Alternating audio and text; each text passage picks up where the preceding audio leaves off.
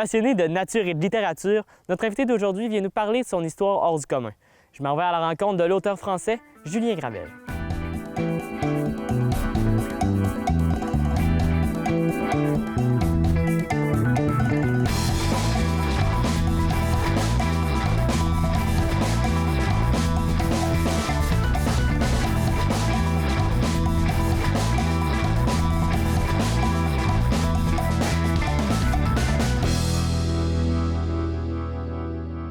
Allô Julien, ça va bien? Ça va très bien, merci. Avant de commencer un peu avec les grosses questions, peux-tu m'expliquer ton parcours un peu? Comment tu es arrivé ici à Dolbeau-Mistassini? Alors, je suis arrivé ici parce que je cherchais un stage. OK. J'étais jeune en France. En France, le marché de l'emploi n'était pas facile il y a 20 ans. OK. Ouais. Fait que je me suis dit, tant qu'à me déplacer pour aller travailler, essayons un stage au Québec. Je suis arrivé en Beauce. Ça ne m'a pas tellement plu. Le milieu de travail n'était pas très stimulant. Je venais pour apprendre le métier de guide de traîneau à chien et ce que je faisais toute la journée, c'était essentiellement un peu de travail de manœuvre. Okay, on ne m'enseignait rien. C'est ça, pas vraiment ce que tu voulais faire. Ben, c'était un stage, fait que je ne coûtais rien à l'employeur, j'attendais un retour en termes de formation que je n'avais pas. Fait que avant de repartir avec ma conjointe, on s'est dit on va essayer une autre place. Puis on est arrivé à Gérardville, à Aventurette, chez Gilles Granal et Marie-Christine Debaille. Puis j'ai fait mon stage là, puis après ça, on est rentré en France. Il y avait un petit couac au niveau papier d'immigration, parce qu'à l'époque, c'était beaucoup plus simple qu'aujourd'hui, parce que c'est un aria de se trouver des papiers d'immigration. Mais c'était quand même un petit peu compliqué. Fait que on travaillait 6 mois, 8 mois en France dans le domaine du travail social. Et puis on est revenu. Puis à partir de là, on a vécu les étapes de résidence permanente, donc de nouveau des papiers, de nouveau des diplômes à aller rechercher. Après ça, la citoyenneté. Donc je sais pas à quelle date c'était, mais ceux qui se rappellent l'élection de Justin Trudeau, c'était le lendemain. C'était mon premier jour de citoyen canadien. Ça fait combien de temps environ? On sait pas. Hein? En fait, je suis arrivé en 2006, la première fois, fait que ça fait 18 ans, fait qu'on va bientôt fêter les 20 ans. Oh, quand même! Oui. Puis, donc, on va dire que ça fait environ 18 ans que tu es arrivé ici dans la MRC Maria-Chapdelaine. Tout à fait. Est-ce que ça a été quoi tes premières impressions? Parce que c'est sûr que c'est très différent de la France. C'est très différent de la France. Mais la France est déjà différente de la France aussi, hein, selon les régions. Vrai. Mais effectivement, c'est assez différent. Je pense que le grand malentendu des Français avec les Québécois, c'est que les Français pensent toujours que les Québécois sont des Français en Amérique du Nord. Ouais. Alors qu'en fait, vous êtes des Nord-Américains qui parlent français. Fait qu'une fois qu'on a compris ça, on comprend beaucoup plus de choses, le rapport au temps, le rapport au travail, le rapport à la famille, aux valeurs traditionnelles. Fait qu'on s'installe un peu dans cette société qu'on apprend à découvrir, parce que quand on arrive dans une culture différente, on ne vient pas tout seul, on vient avec des valises de préjugés. Ce qui est valable aussi pour les gens qui vont arriver, les immigrants, ils ont aussi des valises de préjugés. Fait que l'immigration, c'est une histoire de rencontre, et puis c'est une histoire aussi de compréhension de où on arrive, où on s'installe. Fait que surtout dans mon cas, c'est un peu particulier parce que je travaillais essentiellement avec des Français. Je travaillais dans un milieu de Français, avec des clients français, et 6 mois dans l'année, j'étais dans le bois. Oh, ouais. Fait que probablement que ma compréhension puis mon entrée dans la cité québécoise a été un peu plus lente que pour beaucoup d'immigrants.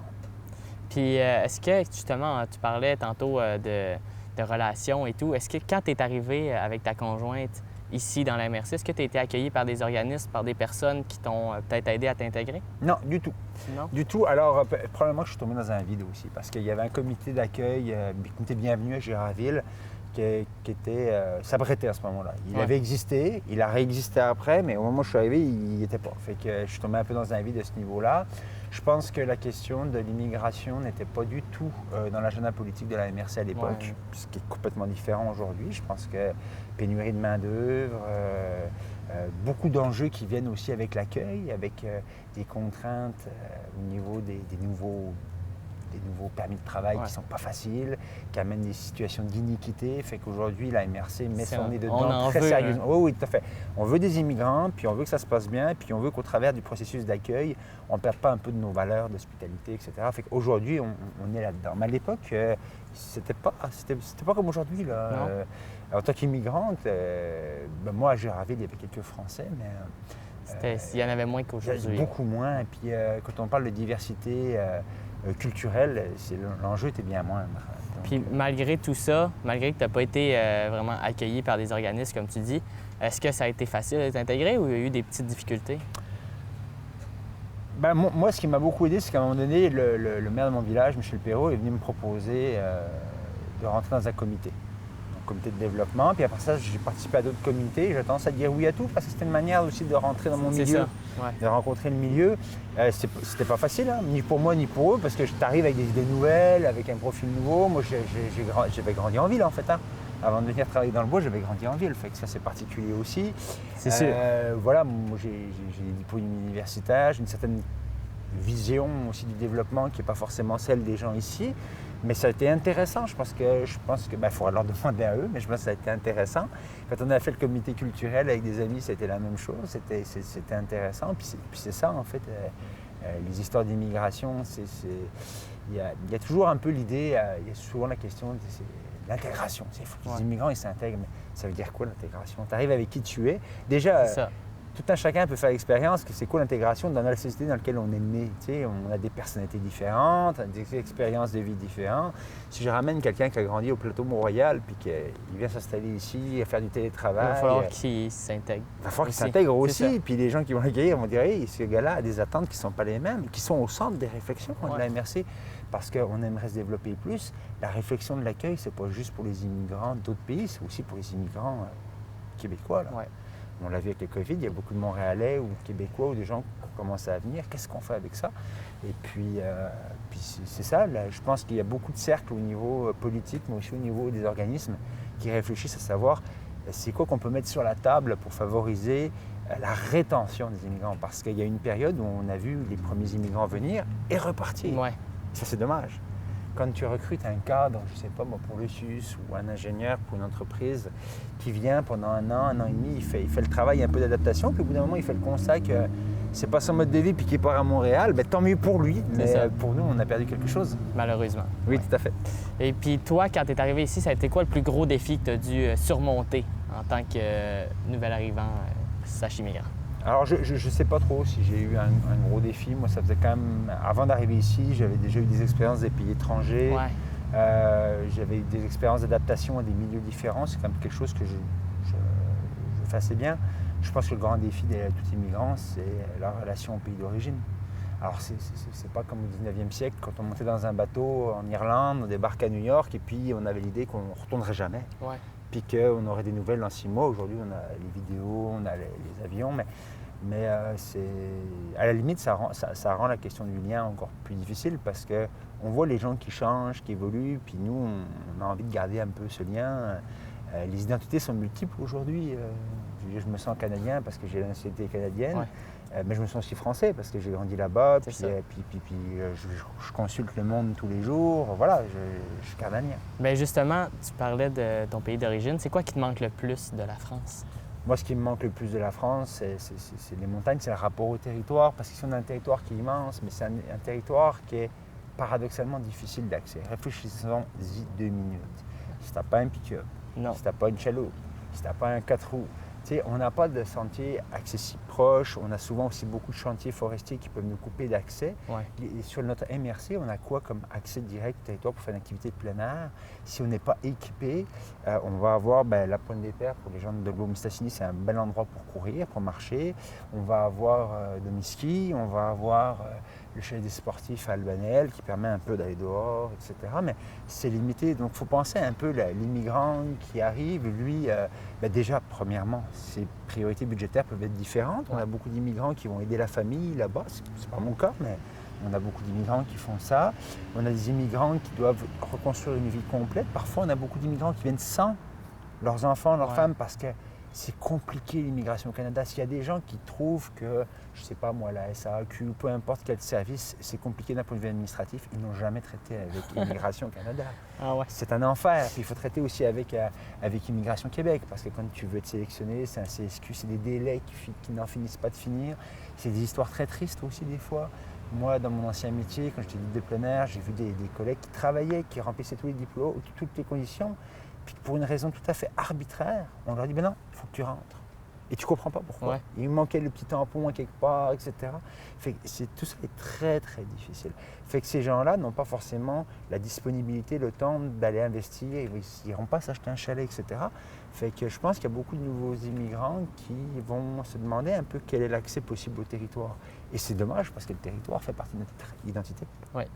De Janois, je veux dire. Oui, totalement. On est le territoire. Pensez par exemple les accès publics au lac Saint-Jean pour se baigner. On a Vauvert hein, avec les quelques plages autour. Puis avec le parc régional qui est quand même un bel espace. Ouais. Mais on n'a pas tant que ça en fait. Non. Ouais. On n'a pas tant que ça. C'est beaucoup du privé, beaucoup de chemins privés. Fait que ça, moi en tant qu'ancien guide de plein air, en tant que quelqu'un qui m'ennuie un peu de mes montagnes, de mes chemins faciles d'accès, etc., de mes sentiers de vélo de montagne gratuits aussi. Hein. Ouais. Je pense à ça, tout ça, ça me manque un peu. Puis de l'autre côté de la médaille, qu'est-ce que tu apprécies le plus dans ta nouvelle vie ici depuis 18 ans?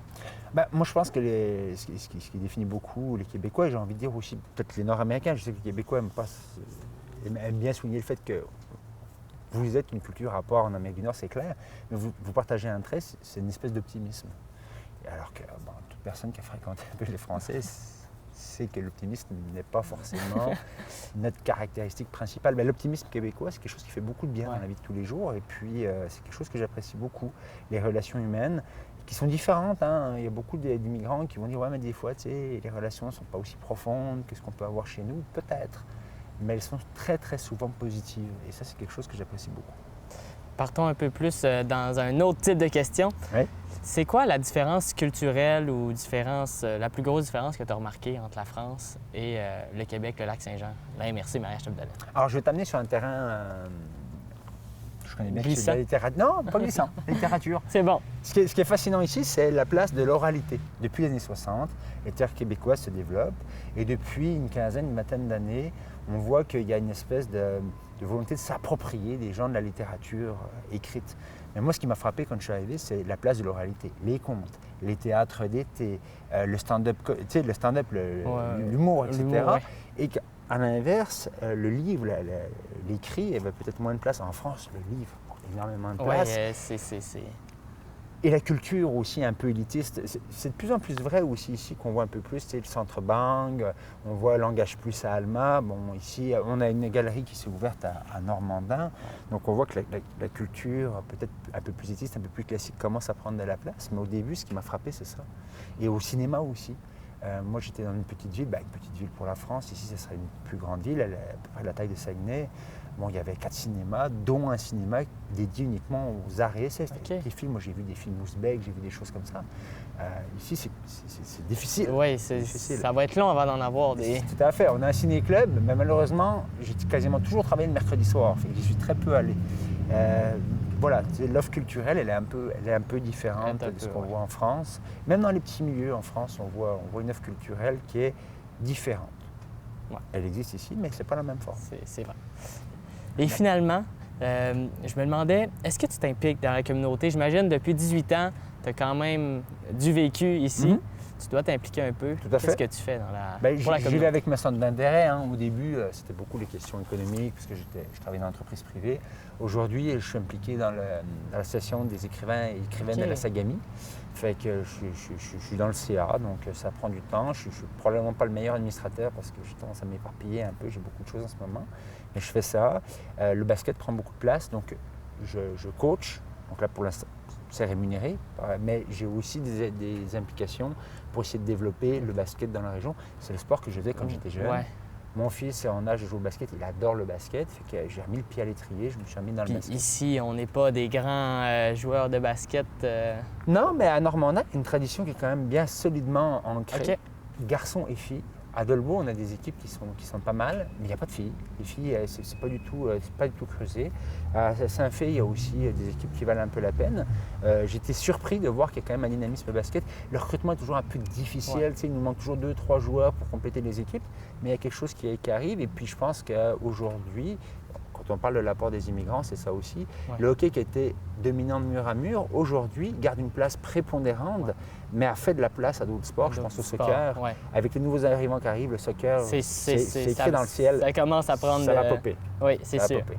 Bon, ben super. Nous, on va se retrouver pour la deuxième partie à Parfait. la librairie. Allons-y. Allons-y. Merci.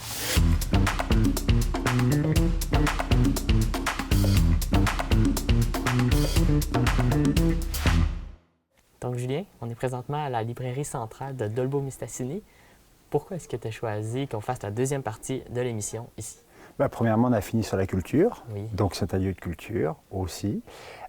Moi, j'ai une histoire avec la librairie, premièrement parce qu'ils supportent beaucoup les auteurs régionaux. Là, on est devant les livres jeunesse. On voit qu'il y a le livre de Sébastien Gagnon qui est ici, qui est un auteur, qui est un ami à moi d'ailleurs, qui est un auteur de Dolbeau. C'est une relation qui va dans les deux sens avec la librairie parce que je dépense beaucoup trop d'argent. Il y a des gens qui rentrent dans les magasins de pêche, un peu comme au casino, en se mettant une limite de dépenses. Moi, c'est un peu le cas avec moi à la librairie. J'ai acheté il n'y a pas longtemps d'ailleurs des bandes dessinées de Riyad Satouf, l'Arabe du futur, qui parle d'immigration, de la difficulté de s'adapter d'une culture à l'autre. Donc c'était important pour moi de venir ici parce que la culture, c'est aussi une manière de comprendre le pays dans lequel on est. Alors évidemment, ce n'est pas la seule manière. Mais moi, quand je suis arrivé, sur mon rang isolé, en travaillant beaucoup en forêt, une manière de comprendre la société québécoise, c'était de lire, ça a été d'écouter aussi la radio, notamment Radio-Canada, qui est une antenne régionale. Je pense que c'est des bonnes manières de comprendre la société d'accueil. Et j'ai pas la télé, fait qu'il y a tout un pan de la culture et des personnalités québécoises. Des fois, il y a des gens qui parlent à la radio, ils ont l'air super connus, j'ai aucune idée de qui c'est parce que je regarde pas la télé. Oui, c'est pour ça. Mais je lis et j'écoute la radio. C'est ça l'important. Oui. Puis là, tu l'as dit, tu es donc auteur. Oui. Est-ce que tu as commencé à écrire des livres avant d'arriver ici ou vraiment quand tu es arrivé ici, tu t'es dit « Ah, je vais écrire ». Je pense que ça fait partie un peu du cheminement d'immigrant. Tu sais, quand tu immigres, des fois pour savoir qui on est, des fois c'est bien aussi de se déplacer. Ouais. C'est de changer de milieu, ça te fait réfléchir à qui tu es, dans quel monde tu vis. Puis moi, ça a été stimulant pour moi. J'avais travaillé, c'était un peu le sens de mes études universitaires, le rapport au territoire, mais c'était une manière assez abstraite finalement. Ouais. Et puis en étant guide de plein air, d'un coup, j'avais quelque chose à raconter. Fait que je pense que je suis venu, ça fait partie de mon cheminement d'immigrant que d'avoir commencé à écrire. Et puis ça fait partie aussi de mon cheminement d'immigrant de m'installer aussi dans cette littérature régionale parce que autrement qu'en tant qu'immigrant. Ouais. Puis est-ce que tu t'inspires, tu l'as dit un peu, tu t'inspires beaucoup de la région pour écrire tes livres? Oui, tout à fait. Est-ce que tu t'inspires de d'autres choses? Ben, je m'inspire de mon vécu, parce que mon rapport au bois n'est pas le même que d'autres personnes, ouais. C'est clair. On n'a pas la même manière de l'utiliser, de l'exploiter, de s'y déplacer. Je m'intéresse aussi au parler, à la manière dont les gens parlent ici, parce que la manière dont on parle, c'est aussi la manière dont on pense. Donc, quand je crée des personnages, j'essaie d'aller vers plus d'authenticité. Ouais. Donc, je travaille un peu cette langue. Présentement, au bout de 20 ans, être ici, je suis un peu perdu moi-même. Des fois, il faut que je fasse un effort pour me demander, c'est une expression française ou québécoise? Des fois, je suis un peu paumé. Tu l'utilises aussi dans tes livres? Oui, tout à fait, tout à fait. Puis, ça me joue des tours des fois parce que j'ai un livre qui a été racheté en France. Les droits ont été rachetés. Okay. Et puis, ça a eu un très bon accueil au niveau des médias.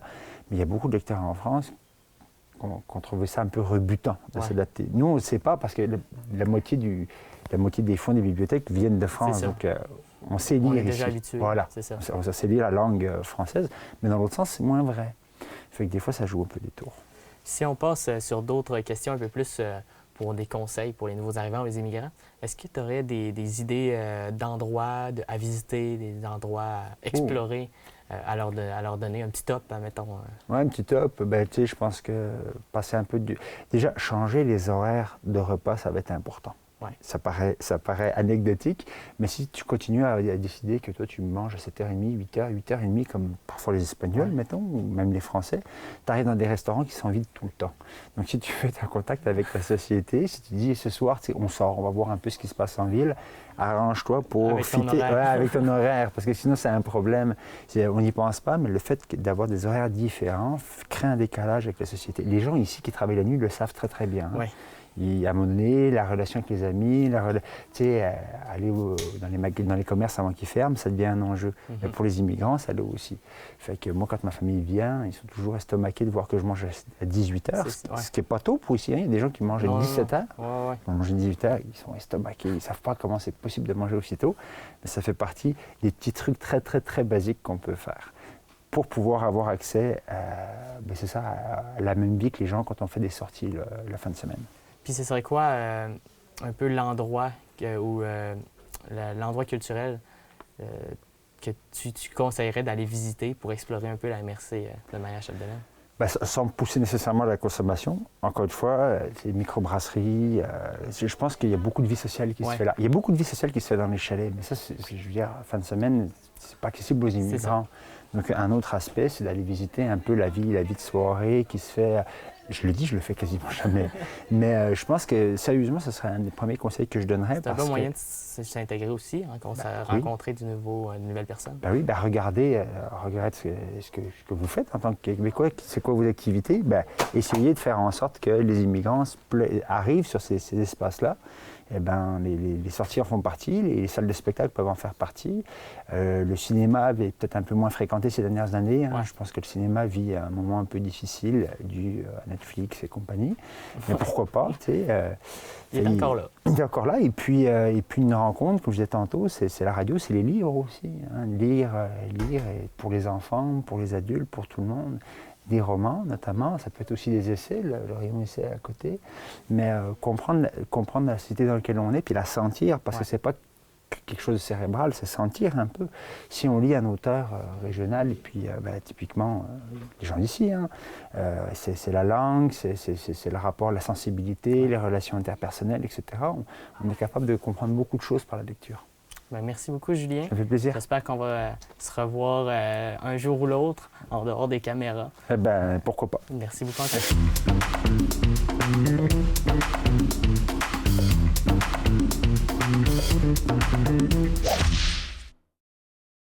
L'origine de ce mardi tricot-là, qui est devenu un mardi tricot et qui est devenu le café tricot, ça part de loin, loin, loin, parce que moi, j'ai toujours rêvé d'amener les madames à tricoter tout le monde, tout ensemble. Puis, quand j'ai pris ma retraite, j'ai commencé en octobre et ça fait 1 an déjà, puis on est déjà 10-12 qu'on se rencontre tous les mardis soirs à venir tricoter, à placoter, et on parle de tout. On parle du tricot, on a plein d'idées, et on parle aussi Des fois, on a des choses personnelles qu'on discute ensemble. Donc, on est comme tous des petits psychologues qui tricotent. Donc, on s'aide aussi en même temps avec ce mardi tricot-là. Et moi, ça me tenait vraiment à cœur là, de partager cette passion-là qu'on a ensemble. Et c'est de faire sortir aussi je dirais les femmes de leur isolement, d'être dans la maison tout le temps, parce qu'au départ aussi, je voulais aller chercher des nouvelles arrivantes. Fait que là, on commence tranquillement, ils commencent à venir aussi là, dans notre café tricot. On est toutes des femmes aussi très différentes, on a des âges très différents. On part de 24 ans à 72 ans, donc c'est très varié les âges. Puis on s'aide, on s'entraide, donc c'est devenu ça mon café tricot. Ça se passe à l'espace de la bibliothèque de Dolbeau-Mistassini. Et ce qui est plaisant dans ce petit projet-là, c'est que c'est gratuit et que tu sois débutante ou que tu n'aies pas de matériel, toutes les gentilles dames, on se partage le matériel, on donne des balles de laine. Donc, c'est vraiment pour créer en même temps un groupe qui placote puis qui tricote en même temps. Parce que je peux vous dire que des soirs, on a beaucoup, beaucoup de plaisir. Puis des fois, on se partage, là, comme je disais tantôt, nos émotions aussi qui est importante. Puis on arrive chez nous, on est toutes zen. La publicité, elle se fait sur la page de l'Espace qui partage là, à tous les mardis en avant-midi le café tricot. Et tu arrives ici, tu viens nous parler, tu nous expliques que tu voudrais t'intégrer et on va te sortir une chaise et tu peux venir tout de suite, là, sans matériel aussi, venir voir comment ça se passe aussi. Le projet de l'exposition, c'est que, bon, là, moi, je suis comme un petit peu la leader du groupe. Donc là, je leur ai mis un stress en leur disant, on va faire une exposition en octobre du tricot. Fait que là, tout le monde se demandait qu'est-ce qu'on allait faire comme exposition. Fait que je leur ai demandé à chacune d'apporter 2-3 morceaux qu'ils avaient réalisés. Il y en a dans ça qui ont beaucoup de potentiel, là. Si vous pensez que moi je tricote, il y en a qui tricotent encore plus que moi. Fait qu'on a tous partagé ça, puis on a fait une œuvre collective aussi, avec toutes des petits carrés qu'on a tricotés au crochet et qu'on a collés sur 3 toiles. Donc, c'est devenu une œuvre collective de toutes nos tricoteuses. En passant, les messieurs sont les bienvenus aussi. S'il y en a qui veulent tricoter, ils sont les bienvenus dans notre groupe aussi. Bien, moi, je suis très fière de ce projet-là parce que c'est un projet que je voulais faire, ça fait des années que je veux le faire. À ma retraite, j'ai décidé de le partir. On était 2. Et là, on est devenu un groupe de 12, 13, 14, 15. Donc, à chaque mois, il y a 2 personnes qui s'ajoutent à notre groupe. Et ce qui est particulier aussi, d'habitude, on arrête ces projets-là durant l'été. Et là, non, nous autres, non. On se trouvait des endroits là, pour aller tricoter. Donc, on est allé tricoter tout l'été dans les gazebos, en arrière des cours des maisons des tricoteuses. On n'a pas arrêté de l'été. Vous pouvez venir nous rejoindre à tous les mardis tricot, OK? Vous regardez sur la page de l'espace de la bibliothèque et à chaque mardi matin, on annonce que notre café tricot est de 18h30 à 20h30. C'est gratuit et toutes les personnes débutantes, intermédiaires, très avancées, peuvent être là et on partage nos idées, on s'aide, on s'entraide. Et c'est tricot aussi, il y a le crochet et on tricote à l'aiguille aussi. Donc, c'est les deux façons de tricoter.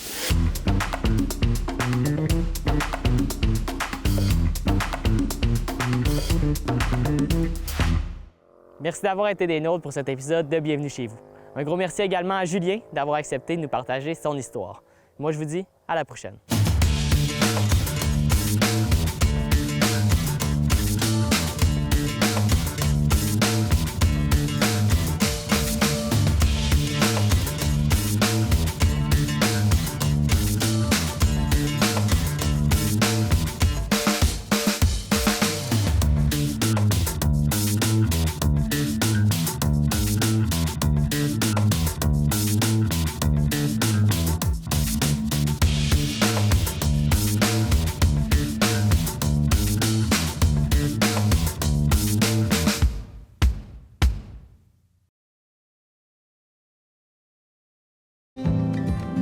Réseau Culture Saguenay-Lac-Saint-Jean. C'est l'accès direct à 200 artistes, organismes, travailleurs et travailleuses culturelles. La culture au Saguenay-Lac-Saint-Jean, une culture de proximité.